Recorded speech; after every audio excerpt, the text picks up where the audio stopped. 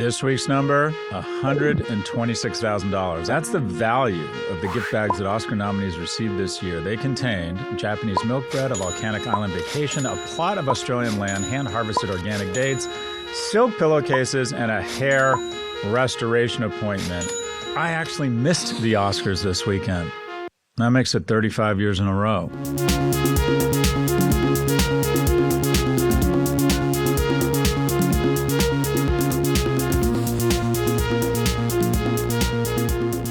Welcome to Prof G Markets. Today, we're discussing calamity in the banking industry and what to expect next in the fallout from Silicon Valley Bank's collapse. Here with the news is Prof G media analyst Ed Elson. Ed, what is going on?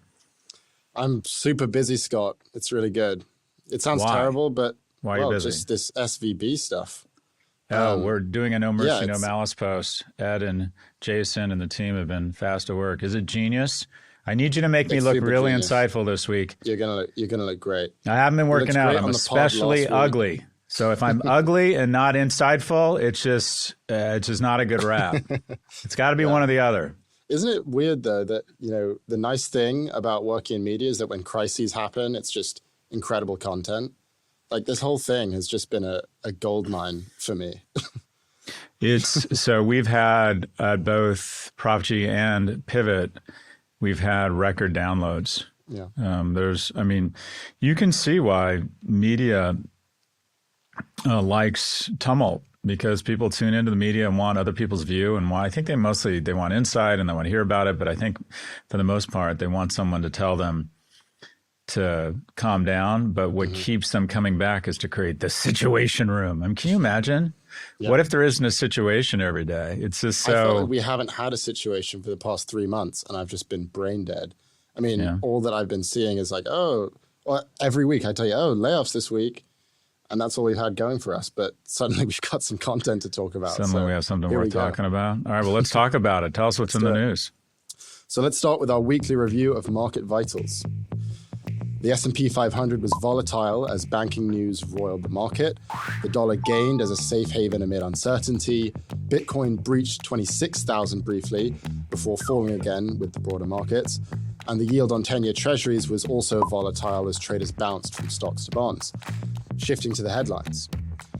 Inflation slowed last month, but only slightly. The Consumer Price Index showed prices increased 6% year over year. That's down from 6.4% in January. That data will inform Jerome Powell's interest rate decision at this week's Fed meeting. Meanwhile, the European Central Bank raised rates by 50 basis points. Meta is laying off 10,000 employees, or 13% of its workforce. That's on top of the 11,000 jobs it cut in November. In a memo, Mark Zuckerberg remarked, quote, "A leaner org will execute its highest priorities faster." Meta's stock rose 7% on that news. OpenAI launched its latest language software, GPT-4, which is now capable of analyzing images. It also scored in the 90th percentile of the Uniform Bar exam. That's an upgrade from its predecessor, GPT-3, which only reached the 10th percentile. Interestingly, Microsoft says it's been using GPT-4 for its Bing AI chatbot all along. Bing recently crossed the milestone of 100 million daily active users after launching last month. It's still way behind Google, though, which has 1 billion DAUs. And finally, Saudi Aramco, the world's largest oil company, reported a record net income of, get this, $161 billion for 2022. That's a 47% increase from 2021. And for more context, it's also almost 3 times the amount ExxonMobil made last year, which set the record for oil profits in the West. Scott, do you have any thoughts on this? So let's go from the top. Yeah. So essentially the dollar and treasuries, when there's a tumult in the market, there's a flight to safety. And I was in a Ledger board meeting, and Ledger is the cold storage hardware wallet. And our busiest day ever was on Sunday.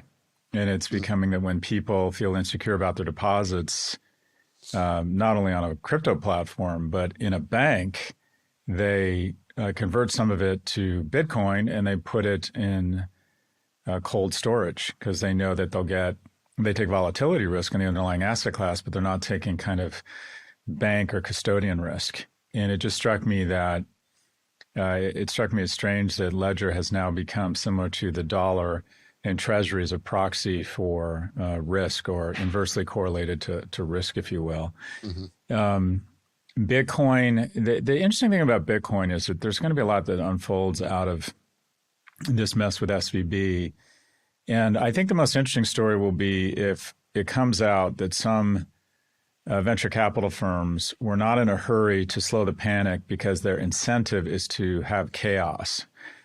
Specifically chaos in the banking sector and a lack of faith in our institutions or in the dollar, which plays right into the hands of the kind of Web3 investments they've made. And it's just sort of discouraging if that comes out, and I'd have no evidence, but if that were to come out, it would be, I think, another black eye for Silicon Valley, because there was a consortium of VCs that put out a statement on Saturday saying that they would be supportive of SVB's sale, keep their assets there. They were trying to facilitate a transaction that would hopefully stave off a bailout, or at least reduce the cost of backing the depositors. And there were some really big VCs noticeably absent from that letter, that statement. And as far as I could tell, the one thing that the VCs who did not sign that letter have in common is they have huge investments in Web3. And that's kind of a little bit the problem with Web3, is it's a little bit of a bet on anarchy and a collapse of certain regulatory institutions. Inflation continues to come down, only slightly, but we'll take it, right? That's good news. And the ultimate business strategy for 2023 isn't AI, it isn't supply chain, it's firing people. And that is, it's sort of basic math, but people don't really recognize it or register how powerful it is. If you have 40% operating margins, which is enormous, but companies like Google and Meta probably have operating margins like that, meaning that their operating income or their profits is about 40% of their top line revenue. They can increase shareholder value one of two ways. They can either grow top line revenues by $2.50, by $2.50, or they can cut costs by $1. And so at some point, the easiest way to add a lot of shareholder value is to cut costs. When your growth opportunities appear to be waning and you've stuffed so many calories down the esophagus of your company that there's fat everywhere, then the ultimate shareholder-driven strategy is to lay off people, and hopefully no one notices and the business doesn't lose any velocity. And that is exactly what is happening. Salesforce lays off people. All of those costs, savings flow to the bottom line. They report record earnings, boom, stock up. Meta has basically doubled since November. And what's happened between November of 2022 and March of 2023? Is it that the metaverse is taking off? Is it that their other platforms are all of a sudden growing exponentially? No. What's happened is they've laid off 23,000 people, and the market doesn't think it's going to have any impact on their growth prospects or their top line revenue, which means all of that revenue is hitting the bottom line. So if it's 23,000 people times an average comp and load of $150,000, that flows right to the bottom line, or is about the same with 40% operating margins of growing your revenues by $3 billion. And you're just going to see this everywhere. And we said this 6 months ago, we're just getting started. It's kind of the gift that keeps on giving. Now, at some point, you'll start cutting not only into muscle, but into bone. But I think they have a long way to go. If you look at how many people they hired, I think they're going to lay off 10 or 12,000 people, and they're going to say, wow, no one seems to miss them. And if you'll notice the press release he put out and the questions, he didn't rule out future layoffs. And Meta added, $30 billion on the news. In terms of the latest GPT-4, I think it's super exciting. I was saying on Pivot, just two examples of how I think there's going to be so many new businesses driven off innovation around AI. I was thinking about communication strategy. I'm a communications firm. Well, I'm going to try and figure out how I can use AI and large language models to figure out what types of phrasing and communications are most tightly correlated with an increase in stock price. Or I'm going to try and find what types of crisis communications and statements and wording results in the lowest decline in stock price when you're announcing shitty earnings. There's just so many there's so many ways you could apply. You could run effectively you could build some sort of AI tool that would look at every number and word in a prospectus for financial disclosure of banks, assign a certain level of risk to them based on if it says we're invested in crypto, all right, that's very risky, or we're invested in overnight commercial paper, all right, that's not as risky. And it could do a stress test on every bank. And then you could sell that data back to the banks and say, we've done a stress test on you behind the scenes. Would you like to know what it says? So I think it's just super exciting. Have you invested in any AI companies? I haven't. What I'm saying as a board member is we need to immediately sequester or organize a group of people, task force, whatever you want to call it, to try and figure out how AI could positively impact our business. So the companies that figured out the web first, the companies that incorporated e-commerce first, the companies that figured out a way to communicate marketing through social media, they all shot out ahead or developed some sort of competitive advantage against their peer group. So it doesn't matter if you're in the communications business, the media business, or you fix cars, or you're in the automobile industry, whatever industry you're in, you're going to see a subset of that industry grow stakeholder value faster than others by leveraging this new technology. So I have not made any direct investments in quote unquote AI. I'm an investor in Neva, which was subscription search and has pivoted to AI referenceable search because Sridhar Ramaswamy, who used to be the lead engineer at Google and is a very bright guy, has said, the problem with AI is it generates an answer that doesn't have a reference. You're supposed to trust that this is the right answer. And he said, what you really need is an answer that has references such that you could decide whether or not you like the answer, because the bottom line is it gets it wrong a lot. But I have not invested directly in an artificial intelligence company. Mm-hmm. And then Saudi. Yeah. I'm sorry, go ahead. I want to hear your thoughts on Saudi Aramco. You were just in Saudi Arabia like 2 days ago.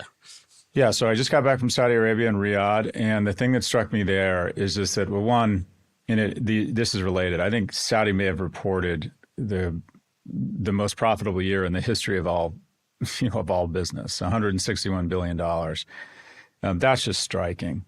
I mean, that's more than Apple. That's just an unbelievable number. And I had never been to Riyadh. I moved to London. I want to spend more time in the Gulf. I'd never been there before. I've been there 4 times in the last 3 months. I've actually found the people, quite warm. And what struck me was I met a lot of young people in the services business, entrepreneurs from Europe, from the Middle East, and generally speaking, they moved to Dubai for opportunity, and now they're moving to Riyadh. If you look at the kingdom's plans, I mean, they're smart people. They realize we're out of oil in 30 or 50 years or whatever it is, and we need to pivot and transition to a non-oil-based economy. And we can do that with education. We can do that with tourism.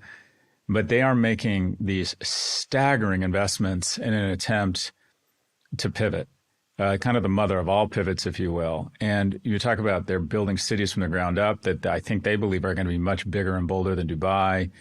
Tons of unbelievable investments in infrastructure and education. And you can just see that people go where the money is. People go where the opportunity is. And just as you saw a lot of people from the Middle East and Europe and Asia flock to Dubai, they're now flocking to Riyadh. I was just struck about just the sheer amount of materials and services that these projects are going to consume.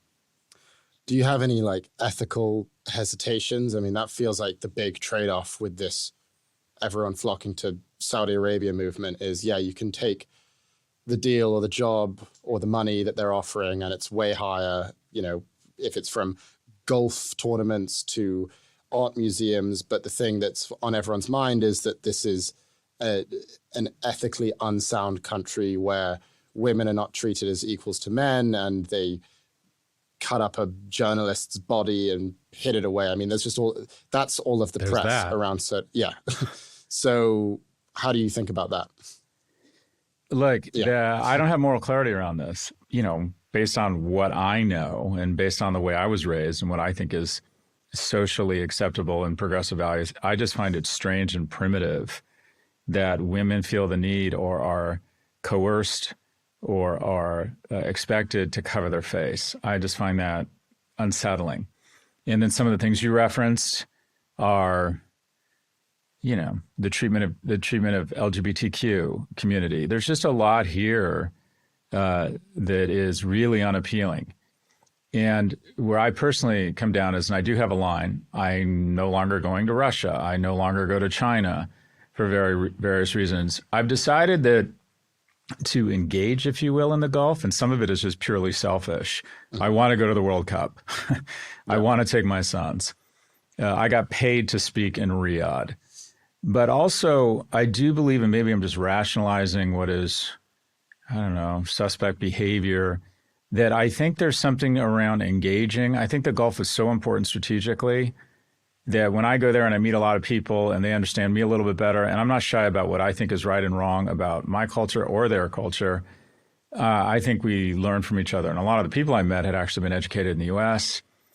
And I'd like to think that some of the connective tissue that you hopefully build engaging with the region outweighs or creates a context of which they're more likely to move and progress around these issues. So, for example, they're building a big city that they say is going to be like Dubai, and it's going to be much more liberal. It's going to be much more progressive. Yeah. And at the end of the day, if they want to attract the best and brightest companies, they're going to have to embrace, to a certain extent, or not even embrace, but stop persecuting or kind of shitposting the gay community, right? So I might just be rationalizing the fact that I want to go to the World Cup and I want to get paid to speak there. I don't think so, though. I think that the Gulf presents a big opportunity for us, or hopefully. I think they're very important. And I'd like to think that engaging with them moves both parties forward. But I want to be clear. I have no moral clarity around this. I think about it and I don't know what to do a lot of the time. Yeah. Well, I'm sure it's probably a combination of the rationalizing, but also that's part of their strategy, right? I mean, they know that in order to get Westerners who have a completely different ethical and moral framework to come to their country, they're going to have to give them stuff that they want. And I think that part of this is trying to position Saudi Arabia as, we have our rules that have existed for centuries, but we're also open to being culturally hospitable, and we're open to, bring in artists and people from different places. And they're trying to sort of present this new brand, it feels like. And you could say, well, they're papering over what they've done in the past, but at least it's something, And I think you're right that the more people like you come in and say your ideas, the more things will likely change there. And it feels like that's something that they want. I hope so, but just look what it is. I'm a Jewish professor from NYU who makes a lot of very off-color, profane statements. Yeah. And they invited me. And they put you in a DoubleTree, but yeah. There you go. That's where they had the conference. But I'm just very, quite frankly, I'm quite taken with the Gulf right now. The people I meet there are really warm. I'm fascinated by the projects they have planned, and I'll go back a lot more. For this week's episode, we're taking an in-depth look at the collapse of Silicon Valley Bank. Now, there's a lot to talk about here. So to keep things concise, we're going to unpack the story from 3 different angles. First, the banks and the US banking system. How did this happen? Has it happened before? How does this affect other banks? Second, brand. What makes Silicon Valley Bank different from others? Does its brand have a role to play in this, or even its PR strategy? And third, beyond. That is, what can we learn from this, and how will things likely play out? So, Scott, let's start with a question about how banks work. When Silicon Valley Bank was seized by the government, it had $209 billion in assets. Yet the reason clients panicked is because the bank didn't have the cash to cover their withdrawals. So sort of a fundamental question, how can a bank with $209 billion in assets be essentially broke? Well, it's not that they're broke, it's just that they're illiquid. And that is one of the pillars of an economy like ours is banks take in money and then they will invest and loan out more money than is on hand. And to a certain extent, that's one of the keys to growth. That's how you create money. That's how you create growth. And that is they loan out more money, or between investments and loaning out money, that's more money than they have on hand. And as long as everybody doesn't ask for their deposits back at the same time, they give leverage to the system, and companies and people can invest and consume more, which pumps the economy to innovate, to fill in niches, to create new products, new opportunities. And as long as everyone doesn't show up and ask for their money back at the same time, you're fine. And that's effectively the best or the most basic form of kind of risk capital to grow the economy, similar to the way some people justify the deficit by saying, well, as long as that deficit spending grows the economy by more than the interest on that additional debt, you're effectively inspiring growth. And there's some truth to that. Unfortunately, that's been used to engage in reckless borrowing, that logic. So the banking system is built on this notion that we will invest more than we have, if you will, invest and loan out more than we have on hand such that we can grow the economy. The reason we have regulation is to make sure that these companies or these banks can be stress tested in very severe liquidity crunches, and there isn't a panic which creates a run on the bank, and then the bank is kind of closed overnight. Mm-hmm. So in theory, any bank could experience a bank run. There is no financial institution, as far as I know, that is immune, that if everybody showed up at the same time and wanted all of their money back, I don't think there is a bank that could survive that, because they don't have purely liquid assets. And they loan money out to people for mortgages. They can't just call all the mortgages the same day. They loan money to businesses, and they just can't call all the businesses and say, our depositors want all their money back. We're calling your loan today. So there isn't a single bank, my understanding is, that isn't subject to the risk of a bank run. The question is, how severe would it have to be? That's effectively a stress test. What your liquidity, your coverage ratios, your ability to raise capital, if there's a scare and depositors show up and want their money back. And so far, the vast majority of days, the vast majority of years, the vast majority of banks, there's enough cash on hand to handle the deposits or the depositors, the redemptions from depositors. And the reason we have FDIC insurance is that people can be fairly sure or secure that they don't have to do the diligence on how the bank is handling their loans or their investments, and just know that they put the money in and it'll be there when they need it. There's been 73 bank failures in the last 10 years. The team did this research, and 72 of the 73 have had depositors covered.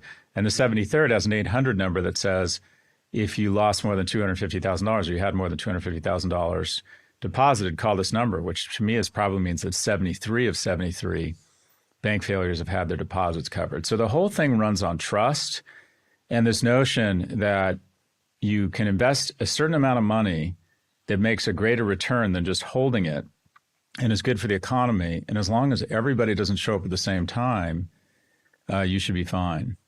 So what about SVB's balance sheet specifically made it more vulnerable than any of these other banks? Well, it was really kind of mismatched duration. And that is, at peak, long-term assets made up more than 55% of SVB's total assets. And I think most banks are somewhere around 25%. So they were investing a greater percentage of their deposits in assets that were not liquid, right? Mm-hmm. So there's just no doubt about it. The risk management here was piss poor. And Bill Cohen, who we had on Pivot, would say that buying 3-year mortgage-backed bonds or treasuries, even though they don't seem like risky assets, when you're investing at literally what appears to be the historic peak in terms of prices with the lowest interest rate, you're just setting yourself up for failures. So, and this is what happened with the interest rate move, the historic interest rate move upward, which took the securities value down. SVB had more than $15 billion in unrealized losses due to the decline in the value of its long-term treasuries. Now, what they could have potentially done was had marked those securities to their value, not to their value at that moment, as opposed to what they would be worth at maturity, which kind of misled investors in the short run. And then when they did the risk assessment and said, we need to offload these things, get into shorter term, more liquid securities, but it's going to cost us $2 billion in losses. And they announced that we're raising this money. The way they communicated was so obtuse that it just created panic and started the run. And then the thing that people didn't recognize was the concentration of the business to not just one sector, but what appears to be a small number of individuals who could then call their entire portfolio of companies and effectively start a run on the bank. And when you start, I mean, just full disclosure, I'm either on the board of or the founder or an investor in 4 companies that had, I don't know, $20 to $30 million total at SVB.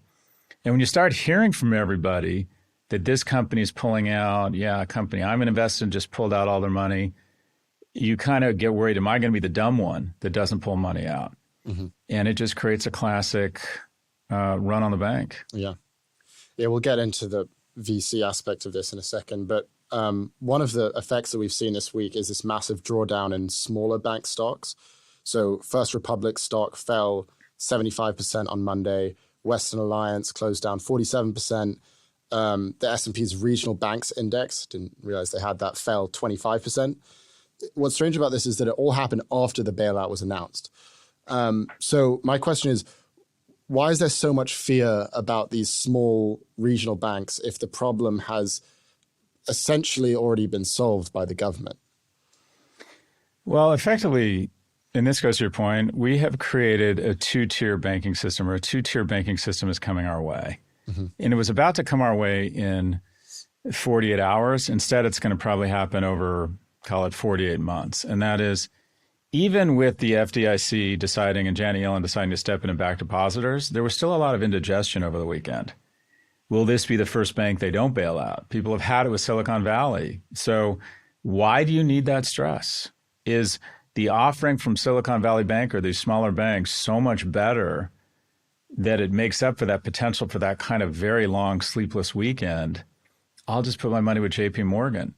Now, if they hadn't covered those deposits, within a week, that two-tier system would have emerged. I mean, every niche and regional bank would have just seen a hemorrhaging of flows and ultimately might have ended up, again, in that no-fly zone we were talking about, where you don't have enough money, enough liquidity or money on hand to satisfy the deposit redemptions. And that's ultimately why, they again decided to go 74 for 74 and back the depositors here. Again, shareholders and unsecured debtors got wiped out. I was just going to mention that the numbers about you talking about this flight to security, or maybe even like a flight to quality, but Bank of America saw more than $15 billion in deposits after SVB failed. And then JP Morgan, Citigroup, Wells Fargo, they've also seen billions in new deposits. Those numbers haven't been disclosed yet. And you mentioned in our special episode that you're sort of nervous about this. Why is it that bad? I mean, even from you've said that you want to keep your money in Silicon Valley Bank or whatever the new entity will be. My question is, why not just go for the secure option and put it in JP Morgan? What is frightening you about this? So that's a fair question. And what you have is this slow march now towards a two-tier system. Yeah. And so, for example, I have one company that has 8 million or had 8 million or has 8 million at SVB. We decided to take half of it and put it at JP Morgan. And that is, to be fair, if you're on the board of a company or fiduciary, and part of the fiduciary responsibility is to manage risk. So we thought, okay, let's not have 100% of our capital ever again at any one bank. The hard part is and Bill Cohen argued this, it might be time for some consolidation. It might make sense to have fewer banks that are better capitalized. There's an argument for that. What I think the downside here is that, simply put, less competition is bad for the end consumer. And that is, SVB came up with a lot of innovative products. They sort of pioneered, I think, the venture debt market. When General Catalyst invested, whatever it was, $17 million in L2 in 2014, SVB and Co2 came in and said, we'll give you $5 million in venture debt, which is debt that is non-dilutive. And I got in a crazy low interest rate, 3.25% plus warrants. And by the way, they made a lot of money on that. And the reason why I think we ended up going with Co2 is because there were two bidders. And because there's two bidders, you can play them off of each other. Competitive market, the invisible hand of the market, lowers the costs on the end entrepreneur and the small company. So a really robust banking system, and what I mean by robust, I mean a lot of players competing against each other, leads to better terms for consumers, borrowers, and businesses. Now, having said that, regulators need to make sure that they don't get so aggressive that they subject themselves and their depositors and the FDIC and the system to undue risk. There has to be certain capital coverage rate and liquidity ratios. But what I worry about is we end up with, if they hadn't covered these deposits, what I saw is that slowly but surely, or maybe even fast and surely, you end up with like 5 banks that have 80% of all assets. And what do? Especially because some of them are especially strong in certain regions. They slowly but surely raise the fees and lower the services. I mean, that's what I would do. That is what happens with oligopolies. Look at how shitty airlines are because they kind of are regional monopolies. You're in San Francisco, you're kind of subject to United. I have flown 5 times on British Airways in the last 2 months. I'm about to go a 6th time. I fly last minute, and I know this is a very privileged douchebaggy thing to say, but I fly business or first all the time. I've spent no less on those 5 flights than 40 to 50 grand. Of the 5 flights, 1 was perfect. Nothing went wrong. Of the other 4, 2 of the times my seat wouldn't go down. They had, 4 people with flashlights trying to figure out a way to flatten my seat so I could get, that 5 hours of shitty sleep on the way back with flashlights from Miami to New York. Sting operation. And 2 other times, I get on the plane, I edit, a chapter from the book that Jason's waiting on, and I pull it up, and I'm like, oh, do you know when the wireless kicks in? And like, oh, the wireless isn't working on this flight.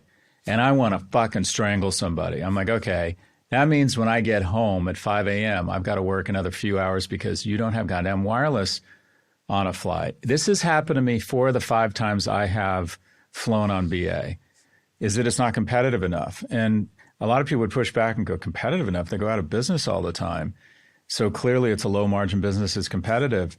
But I'm in such a bad mood around not having wireless. I'm like, if there were 4 different airlines flying Riyadh to London, someone would have wireless that works.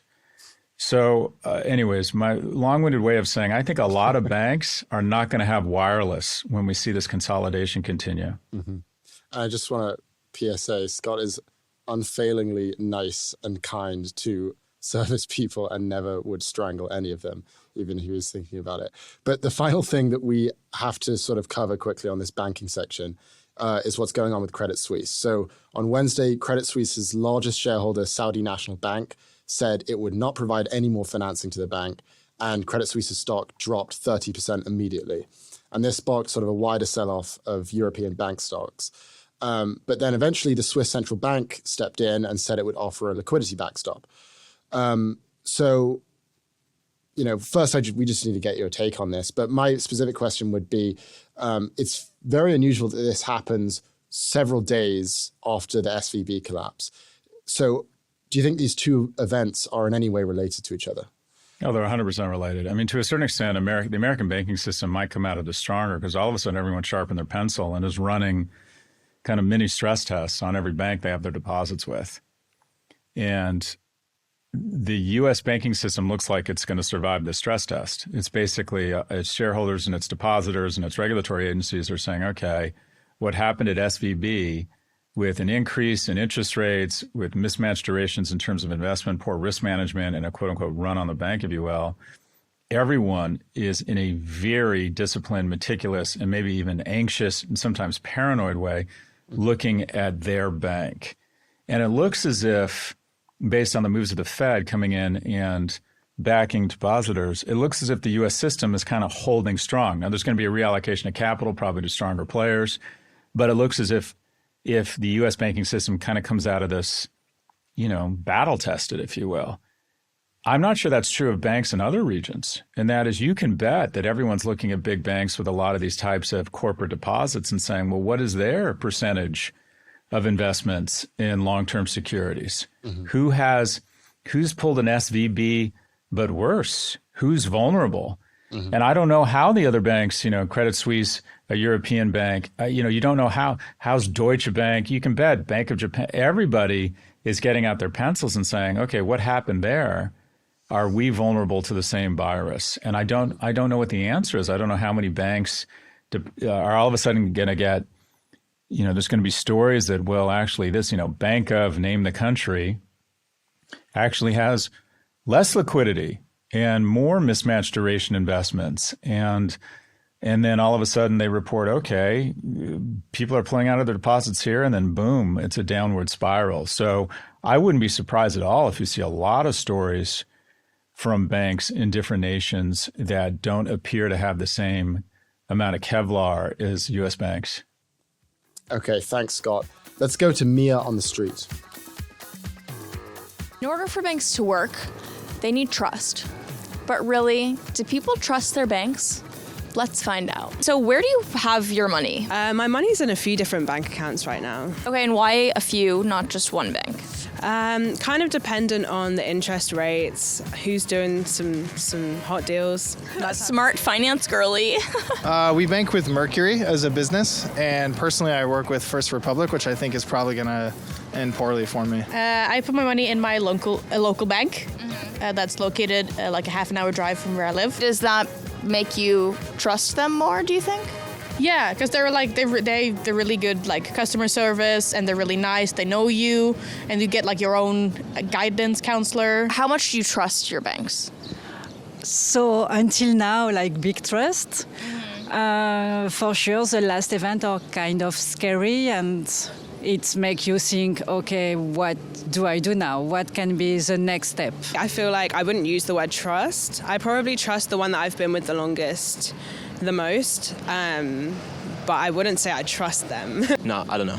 Not really. I'm in the middle with Bank of America. Like, it is super corporate. I wouldn't trust it the more corporate it is. I don't think I have trust in any bank, but, you can't, in 2023, put your cash in a shoebox under your bed. Are you worried about First Republic? No, I mean, not really. It's more of a fatalist approach. Like, there's going to be some bank by which I can deposit cash into on a bi-weekly basis. And if there's not, then we have bigger problems. So. And do you think that there's really an alternative to banks? Not that I'm advocating for storing enormous amounts of cash under your bed, but I do think, especially when the market gets gross, everyone goes back to cash. Also, I'm sure there's a bunch of crypto bros walking around. I do a lot of stuff with crypto, DeFi, and stable coins. Actually, a lot of what I do is in stablecoin. So what happened with SVB was very interesting because there was impact to Circle's product, USDC. Part of their reserves for the currency were in SVB, and people didn't know if SVB deposits would be worth anything. Seems a little antithetical to the purpose of a decentralized exchange and a decentralized form of currency, that then the thing that is backing that decentralized currency is centralized. It's the entire thing is not decentralized. But does that make you feel less confident or like trust less the idea of a decentralized stablecoin? That's a good question. I personally, in the current financial ecosystem, I'm okay relying with banks, and the fact that it did end up guaranteed and that withdrawals open back up gives me a lot of confidence in holding USDC. Thanks to the US government. Thanks, Mia. Let's move on to our next topic, branding. So in our special episode over the weekend, you mentioned that Prof G Media is banked with SVB. And as you mentioned today, it's the bank for most or all of your startups. And something I've realized recently is just how much we all underestimated the importance of SVB to the whole startup ecosystem. So, half of all venture-backed tech companies bank with SVB. Practically every founder I know uses it, which to me speaks to the strength of the brand. So based on your experience, can you walk us through why people bank with SVB, what was appealing about the brand in particular, and potentially if that brand had any role to play in this collapse? Well, so SVB did what a successful niche brand does, and that it figured out its market and what specific needs that market has. So in the case of startups, you want venture debt. In the case of startups, the entrepreneur wants a mortgage and says, okay, I don't make a big salary, but if I own 22% of this company that just raised money at a $200 million valuation, maybe you should take that into account and give me a loan on a mortgage. And they were offering all sorts of services that cater to and small businesses need. They were doing exactly what you're supposed to do from a kind of product market fit standpoint. Now, the branding thing here is really interesting because where the brand came into play was all the societal anxiety and resentment from citizens, taxpayers, and their representatives around backing the deposits. I won't even call it a bailout, but backing the depositors of Silicon Valley Bank 100 cents on the dollar. And that is purely a brand-based issue. If this bank, if SVB had been called or named First Agricultural of Iowa, there wouldn't have been any argument. They would have come in right away. It would have been over. There wouldn't be a bunch of resentful Americans and politicians swiping at SVB. And there are few brands that have fallen further, faster than Silicon Valley.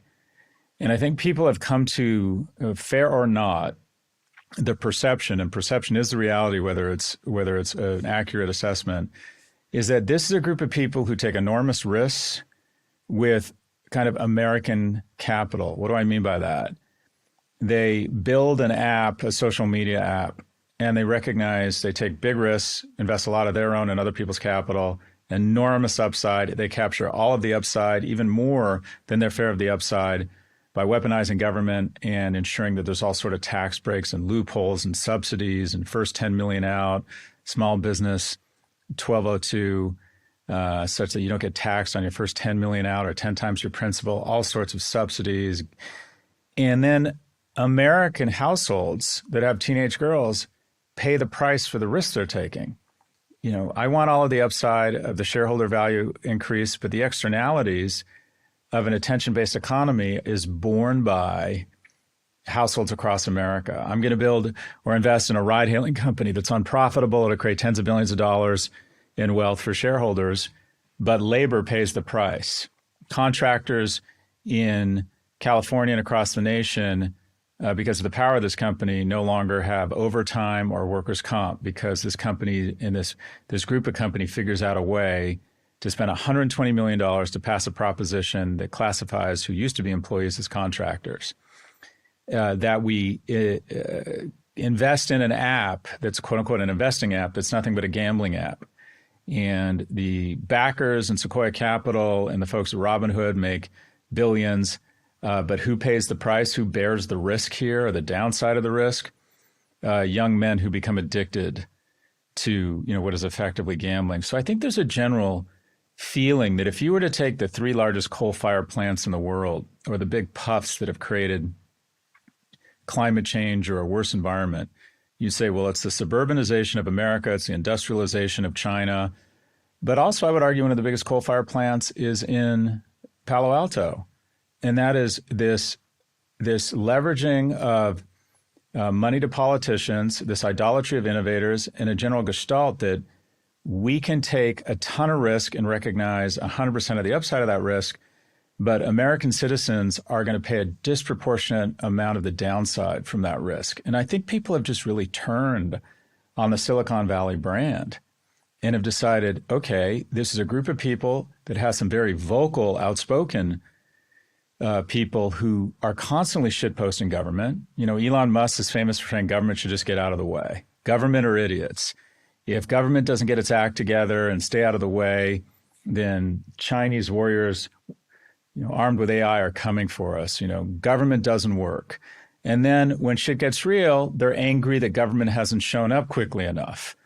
So there's a lack of citizenship and a plethora of survivalist mentality where let's build a bunker in the forest, you know, put signs up everywhere. Trespassers will be shot. The U.S. government is the enemy.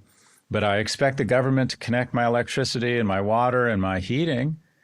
And when there's a fire in the backyard, when I'm trying to innovate and invent new chemicals, I start bitching that the Coast Guard and the fire department and the Navy aren't here in 60 seconds to save my ass. And I think America's just sort of fed up with the Silicon Valley brand. And in this instance, it caused for a hot moment the Fed, I think, to say, should we bail out depositors? Whereas if it had just been a Midwestern bank, there would have been no question. But ultimately, they came to the right decision that you have to have trust in the banking system. The downside here would have been much greater. The right analogy is it was more dangerous to underdo stimulus in the pandemic than overdo it. And I think that's what they decided here. That it would be more dangerous to under backstop, if you will, than over backstop. But the brand played a huge role. I think the brand Silicon Valley has eroded dramatically. Well, the ecosystem that you're describing is basically just a shitty ecosystem where you have all of these companies that are, most of which are not profitable. The businesses don't actually work. And then the businesses that are profitable are creating these emissions that are affecting the connective tissue of our society and all the things that you've criticized before. But the big argument for why you bail them out in this instance is that it is a systemically important ecosystem, that if we don't bail them out here, and we'll get to the regulation in a second, but I just want to think about it from the venture capitalist point of view, specifically all those VCs who are on Twitter, all of these VCs basically trying to tell us this is a systemically important ecosystem that is going to collapse our economy. My view is that it's not. What do you think? We would have been fine. So I put out this tweet. I said, tomorrow I believe that the Fed backs all depositors. By the way, of all the companies I was involved in, I wasn't urging anyone to pull their money out. Maybe I should have. I would have looked like an idiot if they hadn't shown up. But I did what Jason said. I went to the FDIC site, and 72 of 73 banks, the depositors have been backed, have been backstopped. I just wasn't worried. I thought every scenario that plays out is more downside risk than making what might be an unpopular decision, but ultimately the right decision. And I thought, these people are smart. They'll get to the right decision, wipe out shareholders, wipe out unsecured debtors, back the depositors. Now, in terms of a brand, though, so just as there's two tiers in banking emerging, the bulletproof banks and everybody else, there's two tiers of VCs developing. One is what I call venture capitalists who are citizens. Hemant Taneja from General Catalyst had tried to assemble a group on very short order on the last Saturday, issuing and articulating support for the bank and saying, we'll keep our business with the bank if someone acquires that. I think that's a constructive attempt to solicit more interest in an acquirer that ultimately costs the government less and creates stability. I think that's citizenship. What was really interesting was that Kleiner signed that, Lightspeed signed it. What was even more interesting, though, is who didn't sign it. And that is Andreessen Horowitz was visibly absent. And it leads you to believe, okay, why did they not sign this thing? And is it because they have so many investments in crypto and Web3 that are largely predicated on chaos and stress in the banking system and the US dollar declining in value, as evidenced by the fact that Bitcoin over the last few days has surged? So are their interests aligned with America's is a fair question. And two, you had venture capitalists or investors like Ron Conway and Reid Hoffman, not on Twitter, but behind the scenes working with Nancy Pelosi, working with Governor Newsom, working with Representative Khanna, to educate and discuss with the Fed why they believed you needed to back these deposits, how it could be most orderly, how they could position the bank for the best sale such that it didn't end up costing the government. They were trying to play a constructive role. And what you also have is this thickening band of what I call venture catastrophists. Catastrophism is a belief that the world has largely been shaped by a series of sudden, violent shocks on a global level. In addition, we have an attention economy where you can be famous just for being famous. You can make money just for claiming that you're the best business person in the world, or saying offensive things about women and showing your cars. And even if people don't like you for the right reasons, it pays to be famous on TikTok. You can monetize it. So you take all of these dynamics, and it leads to what are arguably responsible, smart people with huge followings going on Twitter to their hundreds of thousands, if not millions of followers, and saying in all caps, you should be terrified. On Monday morning, there are thousands of people lining up around banks. Some will get their money out, most will not. Chaos will ensue. I mean, quite frankly, that's just not helpful. That's just not, they have a right to pull their money out. They have a right to free speech. But, Martin Luther King called it the beloved community. Johnson called it, the great society. This notion that we are supposed to be, as a whole, greater than the sum of all the individuals. And we've hit such a hyper individualism that it appears these individuals get some sort of reward from being catastrophists, from being incredibly loud, even if it comes at the risk, or even if it creates more systemic risk to the system. And I think a lot of it comes down to, we talk a lot about what advice to young people. It's like, what kind of person, what kind of leader, quite frankly, what kind of man do you want to be? You're in a foxhole. And just as they say, there's no atheist in foxholes, the worst person to be in a foxhole with is a libertarian.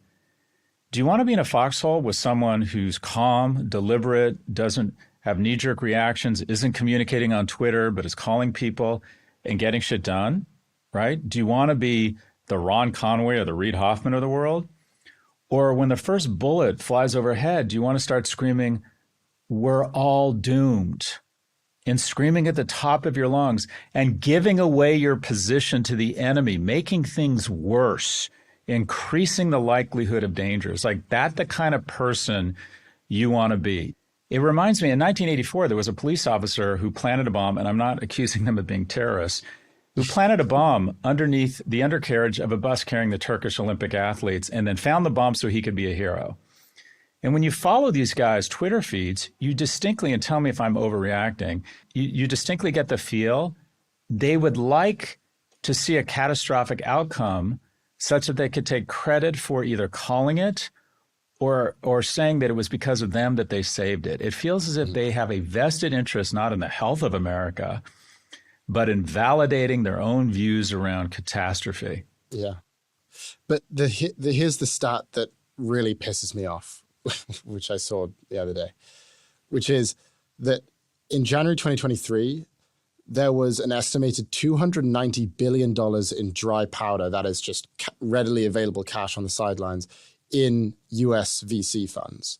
And if you look at the amount of deposits that were in SVB, it was 175 billion. So that's the maximum amount that could have been lost. And you have all of these VCs, as you're saying, catastrophizing, their hair is on fire, when in reality, they could dip into their own pockets and solve the problem. They actually have double the amount that you need, the maximum amount that you need to cover that hole. But they're pretending that this is a gigantic systemic-wide issue, when in reality, I mean, I feel like you sort of add to the analogy there where, like, you know, you've got a guy in a foxhole who's freaking out, not because everyone's going to die, but because his net worth is going to get cut in half. And that to me feels like the most ridiculous part of this, that actually, you know, they're worried about, oh, we're not going to be able to make payrolls for these companies. Actually, you can make payrolls. And all of the most honorable VCs, and probably the best VCs, said to their to their startups, yeah, don't worry about this. We've got you for at least the next 4 or 5 months. At least that was the case for the founders that I know and the VCs that they're partnered with. They said, yeah, we're worried about this. Our accounts are frozen. But I got a call from my VC. They said, don't worry. Even if you can't get your money out, we're going to front you.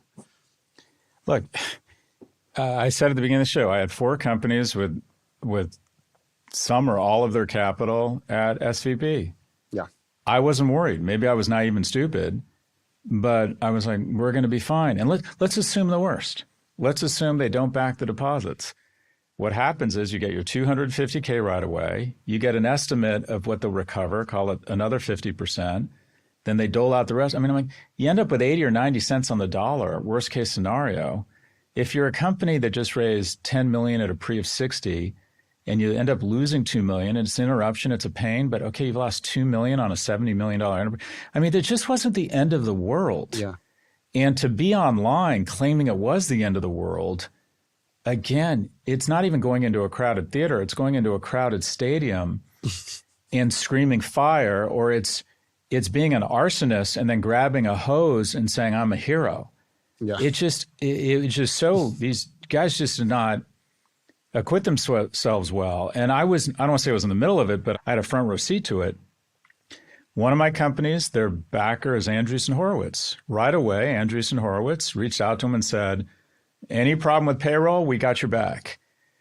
My company, my ed tech company, and every company I've started for the last 10 years is backed by General Catalyst.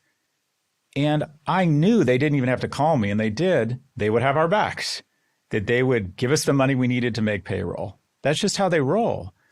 And they were playing a constructive role, trying to find an acquirer for the bank, trying to coach or communicate with DC in a calm, thoughtful way. None of them were on Twitter saying the world was going to end. So there were some VCs who played a very constructive role here. There's this really unfortunate venture capitalist I now call a venture catastrophist, who feels like they have a vested interest. They'd rather be right than have America strained. And they also, with their huge investments in crypto and Bitcoin and tokens, have a vested interest in kicking out some of the legs of the American stool. So it's very sort of unsettling that the most fortunate Americans are the least patriotic. Okay, let's finally move on to the future. And let's start with regulation on that topic. So as these events unfolded, it became more and more clear that the rules for Silicon Valley Bank were not the same as its competitors. And that is, as you mentioned, because SVB had less than $250 billion in assets, they weren't subject to the same liquidity and capital requirements of, say, a Bank of America or a JP Morgan. Now, that wasn't always the case. After 2008, the Dodd-Frank reforms set strict limits on banks with at least $50 billion in assets. And as you mentioned, it was only after SVB lobbied the government to extend that number that it all changed. So there's an argument to be made here. Yes, SVB maybe shouldn't have lobbied, but there's an argument to be made that this was a regulatory failing from the government's part. One, do you agree? And if so, two, what kind of regulatory steps should we take to prevent this from happening in the future? So to the first question, was this a failure in regulation? It's not entirely clear that even if the feds hadn't acquiesced to SVB's lobbying and increased the limits on the level of liquidity and reserves they would need to maintain, even if they hadn't lessened the regulation, whether or not that would have made any difference. Because the two primary drivers here weren't what I would call liquidity. The two anomalies that kind of put this thing under faster were this 450 bips increase in the federal funds rate or interest rates and this run on the bank by a small number of VCs who convinced thousands of portfolio companies to pull their capital out, which, by the way, is their right. They have to be able to do that. I don't fault them for doing that. So I don't know if it would have made a difference. Having said that, you can be sure they're going to rescind that regulation, and that regional banks are going to have probably similar regulatory constraints as big banks, because smaller banks pose systemic risk, because a small bank, which SVB was not, I think it was the 16th biggest bank, poses contagion risk, because just the headline risk of this bank is going under, everybody starts freaking out. You're going to see an increase in regulation, which is probably a good thing. It'll also, there's no free lunch, probably lower the returns for banks, probably depress their stock prices, right? They're not going out of business, but they're not going to be able to show the kind of levered returns they've enjoyed. But one thing's for sure, the biggest banks are going to take in so much cash. They're going to report their biggest inflows in history, I would imagine, over the next quarter. But I think you'll see, and just as we massively increased regulation with Dodd-Frank, then we lowered it a little bit in 2018, we'll see increases in liquidity reserve requirements and capital ratios for regional banks, recognizing that a regional or a niche bank can, in fact, potentially create contagion here. So yeah, regulation absolutely is on its way. Do you think that's a good thing? I can't quite tell from your response. I mean, what do you think about reducing the limit back down to Dodd-Frank levels, $50 billion? Yeah, it probably does make sense, because what Jason pointed out was, even if it couldn't have saved the bank, what it would have done is probably pared losses and saved some money for the FDIC, which over time reduces the premiums needed to the FDIC, which should lower costs on banking customers or on taxpayers. I mean, one thing that Jason pointed out that was really interesting, this isn't, taxpayers aren't paying for this. The FDIC, at least so far, the FDIC is an off-balance sheet or off government agency that collects fees from banks. They're regulated to pay those fees, and it's coming from the FDIC. And a lot of people are saying they think there's a decent chance that no money will be lost after these assets in the bank is sold. Yep. So it strikes me that it probably does make sense. The banking system is run on trust. If it becomes a less profitable sector, that probably has some second order effects. If it becomes consolidated, that has some second order effects. We talked about that before in terms of reduced competition and innovation and increases in prices. But you have to have a banking system that is fairly boring in the sense that people have to believe that if I put my money into an FDIC insured bank, that I'm going to get my money back, even if it's above $250,000, which begs the question, well, should FDIC have any limits at all?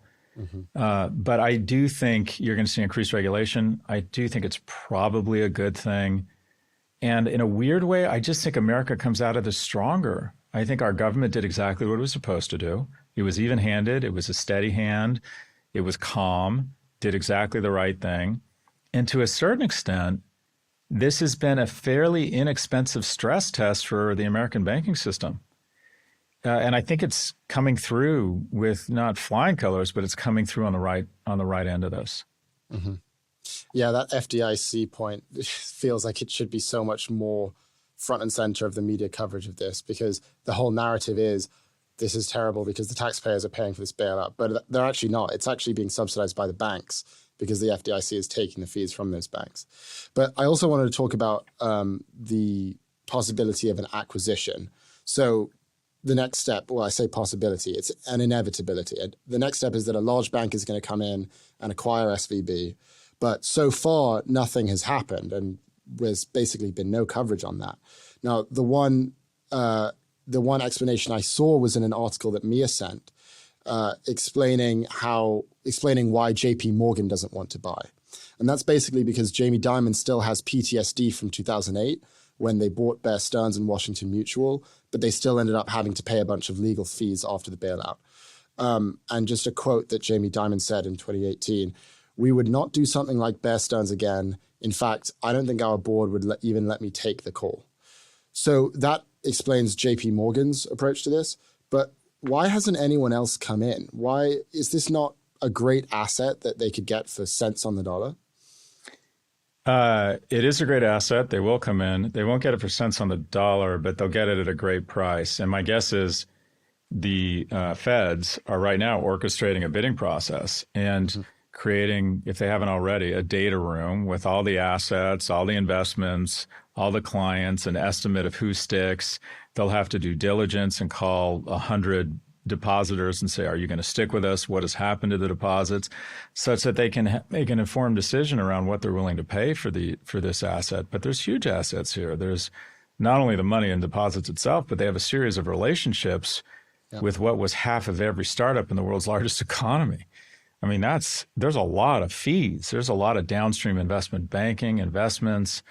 I mean, there's all kinds of banking services that you can, and at the end of the day, if they hold on to, I think they had, 220 billion? Say they just hold on to 150 billion. $150 billion that you can then start loaning out again and investing at a higher rate than you have to pay depositors is a really good business. Mm-hmm. So absolutely someone will come in and buy it. I heard the same thing, that Jamie Dimon has such indigestion and the Bear Stearns was such a bad experience. I don't want to say they were forced into buying, but they were encouraged. Cultural, economic, legal headache for a decade. He just doesn't want anywhere near it. I heard David Solomon doesn't want to buy it. I'm not entirely sure why. It could be another regional bank that says, all right, you're big in VC, we're big in oil and gas, but that'll create diversification when we're, concentrated in two industries, not just one. And we have not 200 billion in assets, but 350. I mean, it might be another kind of super regional or whatever you would call this, or it might be a really big bank that comes in. I always thought the best buyers would probably be Wells Fargo or B of A because they have big balance sheets. Wells Fargo needs a get out of jail card. They have just such a shitty reputation for ripping off vulnerable depositors for the last 10 years that I think this would make them look like a good actor. And in addition, alongside of B of A, they have their roots in the Bay Area. Wells Fargo and B of A were founded in the Bay Area. So it strikes me that it kind of fits their brand positioning, their relationships. They have the balance sheet. Wells Fargo gets a twofer here. I think that people would look favorably on them for doing this. So I would think those two guys would be those two banks would be at the bidding table. But my guess is there's a dozen or more serious bidders asking thousands of questions such that they can put in a thoughtful bid. And when all the dust settles and all the assets are divided up or valued and the bank comes in, I mean, keep in mind, the bank just has to take over the portfolio. It doesn't have to pay anything for the bank, or what it does pay for the bank, the equity's been wiped out. So the first part of the bidding is, all right, we're the FDIC. We don't want to have to pay the freight here for if we come up short on deposits. Is anyone willing to cover that delta? And then above that, who's willing to pay for the bank itself? And then the unsecured creditors and the shareholders might get pennies on the dollar back. But I don't think at the end of the day, I think the opportunity here and the greed glands, which will get going from a bank that wants to own these relationships and these assets, I'd be surprised if at the end of the day, taxpayers end up, or even the FDIC end up footing a big bill. This will absolutely be acquired. There's real assets here. Mm-hmm. Let's end with a really interesting point that our friend Todd Benson made. Todd thinks that what happened to SVB might be about to happen in the commercial real estate market. And that's because the dynamics here are very similar. So the value of office real estate has been cut in half since COVID, and tenants aren't renewing their rents. We've seen a lot of reporting on that, which basically means that all of the loans that the banks issued to build and maintain those offices are no longer worth what they used to be. So my question to you, do you think Todd is onto something here? Oh, no doubt. So the term around regulation that's interesting here and sort of is relevant to what you're talking about, it's HTM, and that is hold to maturity. And my understanding is the current regulation is that if you buy $100 in mortgage-backed securities, you get to put them on your balance sheet as being worth $100 because when they mature in 3 or 5 years, they're worth $100. And so the government says, okay, you can value them for the purposes of financial reporting at $100. When the reality is, if you have a run on deposits and you have to sell those securities and interest rates have skyrocketed, you're going to have to take a 15% haircut to raise the money. Should you not have to report on your financials that these assets are worth 85 cents, not 100 cents? And Todd's point is, if you really valued the loans given secured by commercial offices, they're not worth 100 cents on the dollar. Even if they're being paid, even if the interest rate is being paid, even if the government says you can value these at their maturity date, if they were forced to sell this loan to raise capital, and the loan is a $500 million loan against an office building in Midtown Manhattan, what would they get for that loan right now?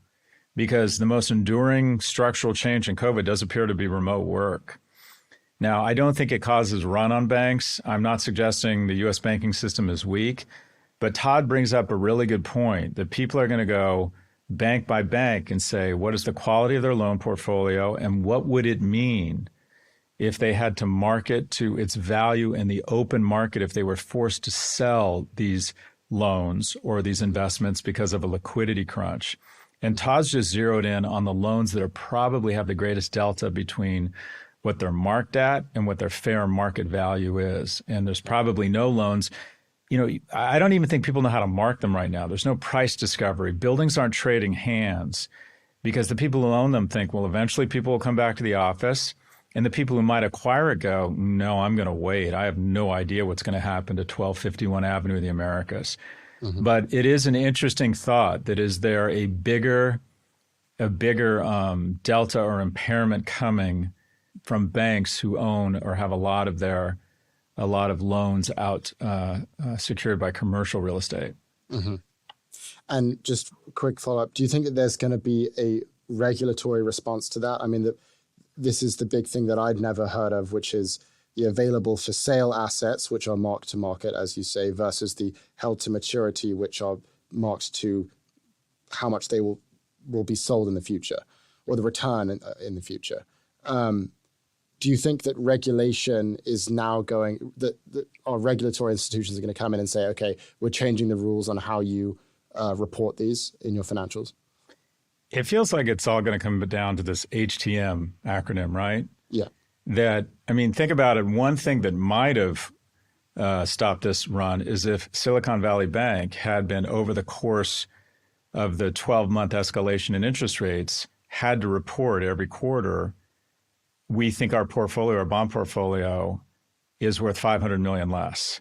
The market would have digested that, taken the stock down, and in other words, would a slow burn have not caused the fire as opposed to just an immediate boil. If the news had been let out, if the impairments had been let out kind of real time, instead of them saying, okay, we've sold these things, we've taken a $2 billion plus hit, and we need to raise money, market freaks out. Could we have avoided this mess if over 4 quarters they showed $300 to $700 million per quarter in losses and the markets absorbed it? And they were forced maybe to go into the capital markets sooner, maybe not to the same extent. But it strikes me that an assessment or an accurate assessment of what the securities you're holding are worth in the open market right now is probably a good idea. Yeah. I mean, the banks would probably say, we can do that job ourselves. We don't need regulators and our shareholders peeking inside the balance sheet. But clearly some banks need that. Anyway, it's interesting. Let's take a look at the week ahead. We'll see data on new and existing home sales for February, but the spotlight will be on Chairman Jerome Powell and his interest rate hike decision, which is due Wednesday. Do you have any predictions to close us out? So my prediction is I think Chairman Powell's going to take his foot off the gas. I can't imagine that a lot of central bankers haven't called him and said, hey, Jerry, how are you? Look, I understand why you've had to raise rates so fast. I get it. We're raising rates. But maybe we want to take a breather. That, you know, they're beginning to look at all of our national banks. There's obviously unintended consequences of a 450 bips increase in interest rates, which is unprecedented since 1979. Maybe we just want to give the markets a bit of a breather here. And also, I think he has the cloud cover at least to skip rates for a meeting, because inflation came out not moderated, but not scary. It did come down. So anyways, my prediction is at the end of the day, he taps the brakes on these rate hikes and doesn't hike rates this time. Well, 85% of traders would disagree with you. They think that's going to be a 25 bip rate hike, but Goldman Sachs thinks there will be no rate hike. So we'll check back next week and see who's right. 25 bips he might not want to be seen as someone who's kind of flowing in the wind and stays really disciplined against inflation. Kind of splitting the baby would be 25 bips. That might be a better prediction. What do you think is going to happen, Ed? I have no idea with this stuff. It's sort of like either what you do I, said Ed, but that doesn't stop me from making a prediction. I think the more fun prediction, and I think the more fun prediction is that he's going to pause rate hikes. But honestly, I just find all of the macroeconomic speculation to be a total crapshoot. And I can see both sides. So I'm going to play Switzerland on this one. This video was produced by Patrick Warren. Olivia Rainey Hall is our art director. Sarah Shu is our animator. And George Carty is our video editor. Thank you for watching this edition of Prof G Markets. Please like, subscribe, and tune in next week.